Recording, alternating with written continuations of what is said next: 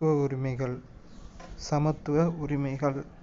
பிரிவு 14 சட்டத்தின் முன் அனைவரும் சமம். பிரிவு 15 மதம், இனம், சாதி, பாலினம் மற்றும் பிறப்பிடம் இவற்றின் அடிப்படையில் பாகுபடுத்துவதை தடை செய்தல். பிரிவு 16 பொது வேலைவாய்ப்புகளில் சம வாய்ப்பளித்தல். பிரிவு 17 தீண்டாமையை ஒழித்தல். பிரிவு 18 இராணுவ மற்றும் கல்விசார் பட்டங்களை தவிர மற்ற பட்டங்களை நீக்குதல். சமத்துவ உரிமை. பிரிவு 14 to 18. பிரிவு 14 சட்டத்தின் முன் அனைவரும் சமம். 15 மதம், இனம், ஜாதி, பாலினம் மற்றும் பிறப்பிடம் இவற்றின் அடிப்படையில் பாகுபடுத்துவதை தடை செய்தல். 16 பொது வேலைவாய்ப்புகளில் சம வாய்ப்பளித்தல். 17 தீண்டாமையை ஒழித்தல். 18 இராணுவ மற்றும் கல்விசார் பட்டங்களை தவிர மற்ற பட்டங்களை நீக்குதல். சுதந்திர உரிமை. சுதந்திர உரிமை. பிரிவு 19 பேச்சுரிமை, கருத்து தெரிவிக்கும் உரிமை, அமைதியான முறையில் கூட்டம் கூடுவதற்கு உரிமை, சங்கங்கள், அமைப்புகள் தொடங்க உரிமை, இந்திய நாட்டிற்குள் விரும்பிய இடத்தில் வசிக்கும் மற்றும் தொழில் செய்யும் உரிமை. பிரிவு 20 குற்றஞ்சாட்டப்பட்ட நபர்களுக்கான உரிமை மற்றும் தண்டனைகளிலிருந்து பாதுகாப்பு பெறும் உரிமை. பிரிவு 21 வாழ்க்கை மற்றும் தனிப்பட்ட சுதந்திரத்திற்கு பாதுகாப்பு பெறும் உரிமை. பிரிவு 21A தொடக்க கல்வி பெறும் உரிமை. பிரிவு 22 சில வழக்குகளில் கைது செய்து தடுப்பு காவலில் வைப்பதற்கு எதிரான பாதுகாப்பு உரிமை. சுதந்திர உரிமைகள். பிரிவு 19 to 22. பிரிவு 19 பேச்சுரிமை. 20 குற்றஞ்சாட்டப்பட்ட நபர்களுக்கான உரிமை. 21 வாழ்க்கை மற்றும் தனிப்பட்ட சுதந்திரத்திற்கு பாதுகாப்பு பெறும் உரிமை. சுரண்டலுக்கு எதிரான உரிமை. சுரண்டலுக்கு எதிரான உரிமை. பிரிவு 23 கட்டாய வேலை, கொத்தடிமை முறை மற்றும் மனிதத்தன்மையற்ற வியாபாரத்தை தடுத்தல். பிரிவு 24 தொழிற்சாலைகள் மற்றும் ஆபத்தான இடங்களில் குழந்தை தொழிலாளர் முறையை தடுத்தல். சுரண்டலுக்கு எதிரான முறை என்னன்னா விதி 23 கட்டாய வேலை, கொத்தடிமை முறை மற்றும் மனிதத்தன்மையற்ற வியாபாரத்தை தடுத்தல். விதி 24 குழந்தை தொழிலாளர் முறையை தடுத்தல். தொழிற்சாலைகள் மற்றும் ஆபத்தான இடங்களில் குழந்தை தொழிலாளர் முறையை தடுத்தல். சமயச்சார்பு உரிமை. பிரிவு 25 எந்த ஒரு சமயத்தினை ஏற்கவும் பின்பற்றவும் பரப்பவும் உரிமை. பிரிவு 26 சமய விவகாரங்களை நிர்வகிக்கும் உரிமை. பிரிவு 27 எந்த ஒரு மதத்தையும் பரப்புவதற்காக வரி செலுத்துவதற்கு எதிரான சுதந்திரம். பிரிவு 28 மதம் சார்ந்த கல்வி நிறுவனங்களில் நடைபெறும் வழிபாடு மற்றும் அறிவுரை நிகழ்வுகளில் கலந்து கொள்ளாமல் இருக்க உரிமை. சமயச்சார்பு உரிமை. விதி 25 எந்த ஒரு சமயத்தினை ஏற்கவும் பின்பற்றவும் பரப்பவும் உரிமை. விதி 26 சமய விவகாரங்களை நிர்வகிக்கும் உரிமை. விதி 27 எந்த ஒரு மதத்தையும் பரப்புவதற்காக வரி செலுத்துவதற்கு எதிரான சுதந்திரம். 28 மதம் சார்ந்த கல்வி நிறுவனங்களில் நடைபெறும் வழிபாடு மற்றும் அறிவுரை நிகழ்வுகளில் கலந்து கொள்ளாமல் இருக்க உரிமை. கல்வி கலாச்சார உரிமை. கல்வி கலாச்சார உரிமை. பிரிவு 29 சிறுபான்மையினரின் எழுத்து, மொழி மற்றும் கலாச்சார பாதுகாப்பு. பிரிவு 30 சிறுபான்மையினரின் கல்வி நிறுவனங்களை நிர்வகிக்கும் உரிமை. கல்வி கலாச்சார உரிமை. விதி 29 சிறுபான்மையினரின் எழுத்து, மொழி மற்றும் கலாச்சார பாதுகாப்பு. விதி 30 சிறுபான்மையினரின் கல்வி நிறுவனங்களை நிர்வகிக்கும் உரிமை. அரசியலமைப்புக்குட்பட்டு தீர்வு காணும் உரிமை. பிரிவு 32 தனிப்பட்டவரின் அடிப்படை உரிமைகள் பாதிக்கப்படும் போது நீதிமன்றத்தை அணுகி உரிமையை பெறுதல். அரசியலமைப்புக்குட்பட்டு தீர்வு காணும் உரிமை. விதி 32 தனிப்பட்டவரின் அடிப்படை உரிமைகள் பாதிக்கப்படும் போது நீதிமன்றத்தை அணுகி உரிமையை பெறுதல். 1978 ஆண்டு 44வது அரசியலமைப்பு சட்ட திருத்தப்படி அடிப்படை உரிமைகள் பட்டியலிலிருந்து சொத்துரிமை பிரிவு 31 நீக்கப்பட்டது. இது இந்திய அரசியலமைப்பு சட்டம் பகுதி 12 பிரிவு 300A வின் கீழ் ஒரு சட்ட உரிமையாக வைக்கப்பட்டுள்ளது. சொத்துரிமை வந்து அடிப்படை உரிமையிலிருந்து தூக்கிட்டு சட்ட உரிமையாக மாற்றி வைக்கிறாங்க.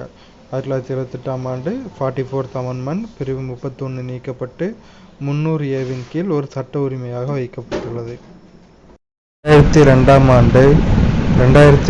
ஆண்டு மேற்கொள்ளப்பட்ட 86வது அரசியலமைப்பு சட்ட திருத்தத்தின்படி இந்திய அரசியலமைப்பின் பிரிவு 45 திருத்தப்பட்டு பிரிவு 21A கீழ் தொடக்க கல்வி அடிப்படை உரிமையாக சேர்க்கப்பட்டுள்ளது. இந்த திருத்தம் மாநில அரசுகள் முன்பருவ மழலையர் கல்வியை 6 வயது வரையுள்ள குழந்தைகளுக்கு வழங்க அறிவுறுத்துகிறது. தற்போது அதிகார பகிர்வு என்பது மத்திய அரசு பட்டியலில் 100 துறைகள், மாநில அரசு பட்டியலில் 61 துறைகள் மற்றும் இரண்டுக்கும் பொதுவான பொதுப்பட்டியலில் 52 துறைகள் என்று மாற்றப்பட்டுள்ளது.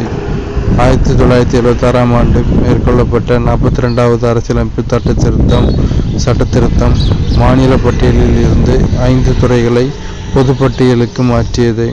அவை கல்வி, காடுகள், எடைகள் மற்றும் அளவுகள், பறவைகள் மற்றும் வனவிலங்குகள் பாதுகாப்பு மற்றும் உச்சநீதிமன்றம், உயர்நீதிமன்ற அமைப்புகளை தவிர பிற நீதிமன்றங்களின் நீதி நிர்வாகம் ஆகியனவாகும்.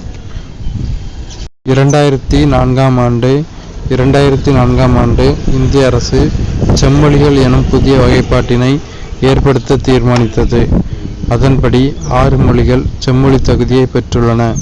அவை தமிழ் 2004ஆம் ஆண்டு, சமஸ்கிருதம் 2005ஆம் ஆண்டு, தெலுங்கு 2008ஆம் ஆண்டு, கன்னடம் 2008ஆம் ஆண்டு, மலையாளம் 2013ஆம் ஆண்டு மற்றும் ஒடியா 2014ஆம் ஆண்டு. 2004ஆம் ஆண்டு இந்திய அரசு செம்மொழிகள் எனும் புதிய வகைப்பாட்டினை ஏற்படுத்த தீர்மானித்தது. அதன்படி 6 மொழிகள் செம்மொழி தகுதியை பெற்றுள்ளன. அவை தமிழ் 2004ஆம் ஆண்டு, சமஸ்கிருதம் 2005ஆம் ஆண்டு, தெலுங்கு 2008ஆம் ஆண்டு, கன்னடம் 2008ஆம் ஆண்டு, மலையாளம் 2013ஆம் ஆண்டு மற்றும் ஒடியா 2014ஆம் ஆண்டு.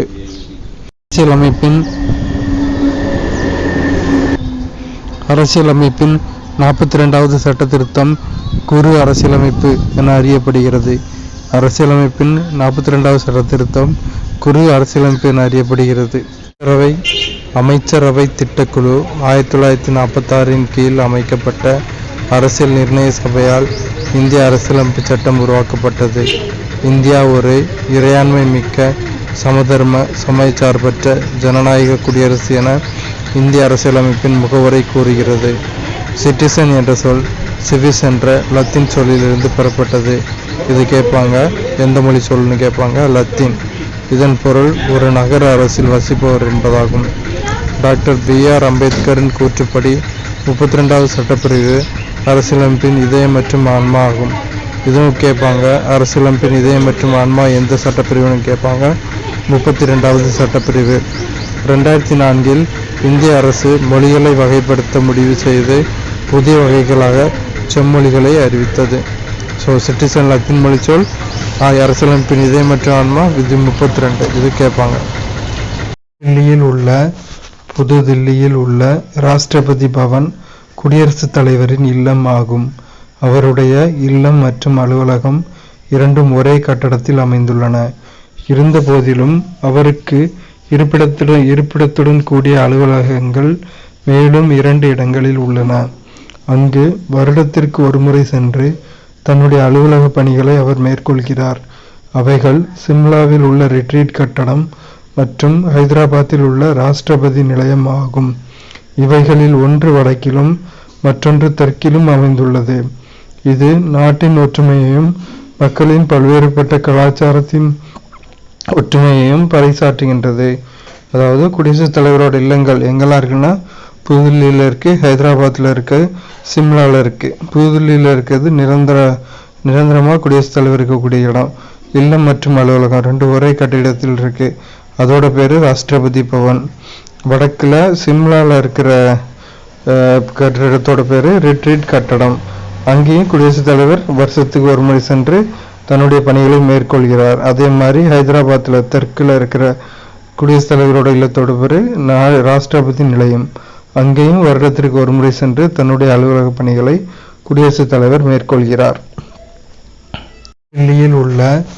புது தில்லியில் உள்ள ராஷ்டிரபதி பவன் குடியரசுத் தலைவரின் இல்லம் ஆகும். அவருடைய இல்லம் மற்றும் அலுவலகம் இரண்டும் ஒரே கட்டடத்தில் அமைந்துள்ளன. இருந்த போதிலும் அவருக்கு இருப்பிடத்துடன் கூடிய அலுவலகங்கள் மேலும் 2 இடங்களில் உள்ளன. அங்கு வருடத்திற்கு ஒருமுறை சென்று தன்னுடைய அலுவலக பணிகளை அவர் மேற்கொள்கிறார். அவைகள் சிம்லாவில் உள்ள ரிட்ரீட் கட்டடம் மற்றும் ஹைதராபாத்தில் உள்ள ராஷ்டிரபதி நிலையம் ஆகும். இவைகளில் ஒன்று வடக்கிலும் மற்றொன்று தெற்கிலும் அமைந்துள்ளது. இது நாட்டின் ஒற்றுமையையும் மக்களின் பல்வேறுபட்ட கலாச்சாரத்தின் ஒற்றுமையையும் பறைசாற்றுகின்றது. அதாவது குடியரசுத் தலைவரோட இல்லங்கள் எங்கெல்லாம் இருக்குன்னா புதுதில்லியில் இருக்கு, ஹைதராபாத்தில் இருக்கு, சிம்லாவில் இருக்கு. புதுதில்லியில் இருக்கிறது நிரந்தரமாக குடியரசுத் தலைவர் இருக்கக்கூடிய இடம். இல்லம் மற்றும் அலுவலகம் 2 ஒரே கட்டிடத்தில் இருக்கு.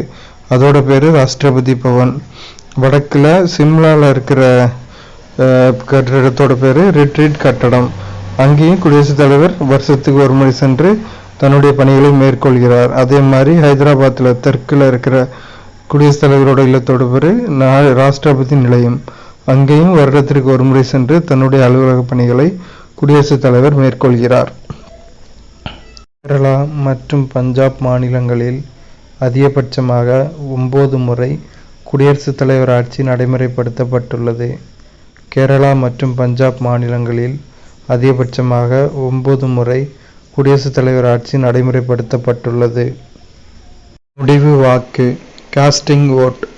மாநிலங்களவையில் சட்ட மசோதாவின் மீது நடைபெற்ற வாக்கெடுப்பு சமநிலையில் இருக்கும் பட்சத்தில் அரசியலமைப்பு சட்டப்பிரிவு 100 படி துணை குடியரசுத் தலைவர் வாக்களிக்கலாம்.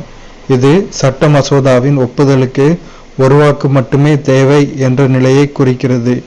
அவருடைய முடிவுக்கு எதிர்ப்பு தெரிவிக்க எவருக்கும் உரிமை இல்லை. முடிவு வாக்கு.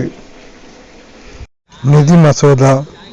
நிதி மசோதாவினை திருத்தம் செய்யவோ அல்லது நிராகரிக்கவோ மாநிலங்களவைக்கு அதிகாரம் இல்லை. மக்களவையில் மட்டுமே நிதி மசோதாவினை அறிமுகப்படுத்த முடியும். இம்மசோதா மாநிலங்களவையின் ஒப்புதலுடன் சட்டமாக மாறும். மாநிலங்களவை 14 நாட்களுக்குள் ஒப்புதல் அளிக்கவில்லை எனில் ஒப்புதல் பெறாமலேயே நிதி மசோதா சட்டமாகிவிடும். மாநிலங்களவையின் சட்ட திருத்தத்திற்கான முன்மொழிவுகளை மக்களவை கருத்தில் கொள்ள வேண்டியதில்லை. எந்த முன்மொழிவுகளையும் மக்களவை நிராகரிக்கலாம். தமிழகத்திலிருந்து நாடாளுமன்றத்திற்கு தேர்ந்தெடுக்கப்படும் உறுப்பினர்கள். மாநிலங்களவை 18 உறுப்பினர்கள், மக்களவை 39 உறுப்பினர்கள். தமிழகத்திலிருந்து நாடாளுமன்றத்திற்கு தேர்ந்தெடுக்கப்படும் உறுப்பினர்கள். மாநிலங்களவை 18 உறுப்பினர்கள், மக்களவை 39 உறுப்பினர்கள். கூட்டத்தொடர். நாடாளுமன்ற கூட்டத்தொடர். பட்ஜெட் கூட்டத்தொடர் பிப்ரவரி முதல் மே வரை. மழை பருவகால கூட்டத்தொடர் ஜூலை முதல் செப்டம்பர் வரை. குளிர்கால கூட்டத்தொடர் நவம்பர் மற்றும் டிசம்பர். நாடாளுமன்ற கூட்டத்தொடர். பட்ஜெட் கூட்டத்தொடர் பிப்ரவரி முதல் மே வரை. மழை பருவகால கூட்டத்தொடர் ஜூலை முதல் செப்டம்பர் வரை. குளிர்கால கூட்டத்தொடர் நவம்பர் மற்றும் டிசம்பர். புதுதில்லியில் அமைந்துள்ள இந்திய உச்சநீதிமன்றம் 1950ஆம் ஆண்டு ஜனவரி 28ஆம் நாள் துவங்கப்பட்டது. இது 1935ஆம் ஆண்டு இந்திய அரசு சட்டத்தின் கீழ் நிறுவப்பட்ட கூட்டாட்சி நீதிமன்றத்தை தொடர்ந்து உருவாக்கப்பட்டது. புதுதில்லியில் அமைந்துள்ள இந்திய உச்சநீதிமன்றம் 1950ஆம் ஆண்டு ஜனவரி 28ஆம் நாள் துவங்கப்பட்டது. இது 1935ஆம் ஆண்டு இந்திய அரசு சட்டத்தின் கீழ் நிறுவப்பட்ட கூட்டாட்சி நீதிமன்றத்தை தொடர்ந்து உருவாக்கப்பட்டது.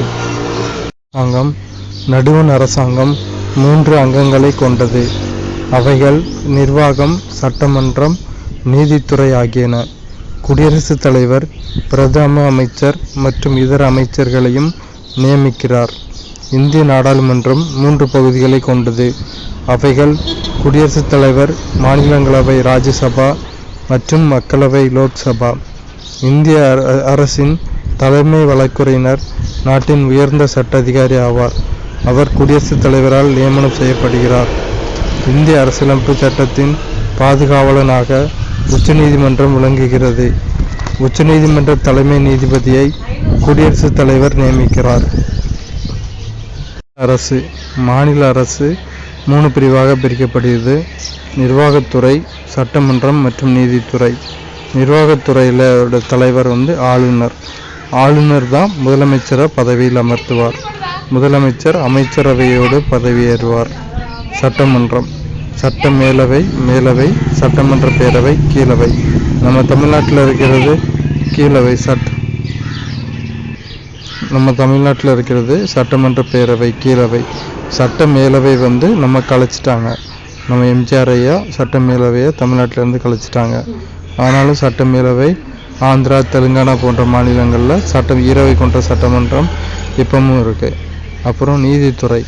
நீதித்துறையோட தலைமையிடம் உயர்நீதிமன்றம், சென்னை உயர்நீதிமன்றம். உயர்நீதிமன்றம் கீழே மாவட்ட நீதிமன்றங்கள் மற்றும் மற்ற நீதிமன்றங்கள் இதெல்லாம் இருக்குது. இதுதான் மாநில அரசோட வகைப்படுத்தல். தமிழகத்தில் சட்டமன்ற உறுப்பினர்களின் மொத்த எண்ணிக்கையின்படி 234 உறுப்பினர்கள். அமைச்சர்களின் எண்ணிக்கை 36 வரை இருக்கலாம். அதாவது 234 15 விழுக்காடு. தமிழகத்தில் சட்டமன்ற உறுப்பினர்களின் மொத்த எண்ணிக்கையின்படி 234 உறுப்பினர்கள். அமைச்சர்களின் எண்ணிக்கை 36 வரை இருக்கலாம். அதாவது 234 15 விழுக்காடு. 1986இல் இயற்றப்பட்ட தமிழ்நாடு சட்டமேலவை நீக்க மசோதா மூலம் தமிழ்நாட்டில் சட்டமேலவை நீக்கப்பட்டது. இச்சட்டம் 1986 நவம்பர் 1 நாளன்று நடைமுறைக்கு வந்தது. சட்டமேலவை நீக்க மசோதா. 1986இல் இயற்றப்பட்ட தமிழ்நாடு சட்டமேலவை நீக்க மசோதா மூலம் தமிழ்நாட்டில் சட்டமேலவை நீக்கப்பட்டது. இச்சட்டம் 1986 நவம்பர் 1 நாளன்று நடைமுறைக்கு வந்தது. 1862ஆம் ஆண்டு ஜூன் 26ஆம் நாளில் விக்டோரியா மகாராணி வழங்கிய காப்புரிமை கடிதத்தின் மூலம் சென்னை, மும்பை, கொல்கத்தா ஆகிய மாகாணங்களில் உயர்நீதிமன்றங்கள் தோற்றுவிக்கப்பட்டன. இவற்றில் மெட்ராஸ் உயர்நீதிமன்ற வளாகம் உலகிலேயே லண்டனுக்கு அடுத்து 2வது பெரிய நீதித்துறை வளாகமாகும். என்ன கொடுத்துருக்காங்கன்னா 1862ஆம் ஆண்டு ஜூன் 26ஆம் நாளில் விக்டோரியா மகாராணி வழங்கிய காப்புரிமை கடிதத்தின் மூலம் சென்னை, மும்பை, கொல்கத்தா ஆகிய மாகாணங்களில் உயர்நீதிமன்றங்கள் தோற்றுவிக்கப்பட்டன. இவற்றில் மெட்ராஸ் உயர்நீதிமன்ற வளாகம் உலகிலேயே லண்டனுக்கு அடுத்து 2வது பெரிய நீதித்துறை வளாகமாகும். மாநில நிர்வாகத்தின் அரசியலமைப்பு தலைவர் ஆளுநர் ஆவார். ஆளுநரால் முதலமைச்சர் நியமிக்கப்படுகிறார். மாநில சட்டமன்றத்திற்கு அமைச்சரவை கூட்டு பொறுப்பானது. சட்டமன்றம் மாநிலத்தின் உண்மையான அதிகார மையமாகும். தற்போது 28 மாநிலங்கள் மற்றும் 9 யூனியன் பிரதேசங்களுக்கு 25 உயர்நீதிமன்றங்கள் உள்ளன. மாநில நிர்வாகத்தின் அரசியலமைப்பு தலைவர் ஆளுநர் ஆவார்.